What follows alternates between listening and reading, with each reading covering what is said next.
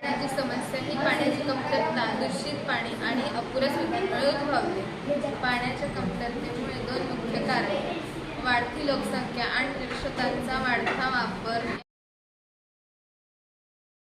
पाण्याचे सोपे उपाय: हात धुताना किंवा भांडी घासताना आणि ब्रश करताना नळ बंद ठेवावे. लिकेज पाईप बदलून किंवा दुरुस्त करून ठेवावे.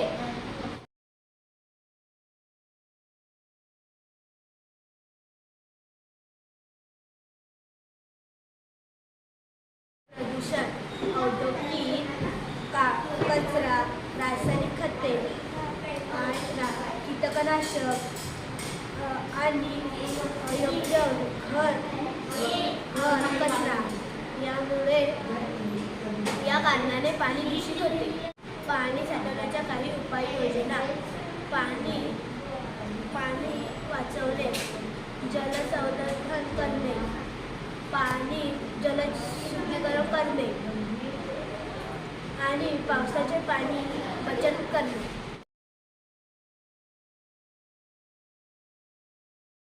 प्रदूषणाचे परिणाम आपल्या आरोग्यावर होतात, आपल्या पर्यावरणावर होतात.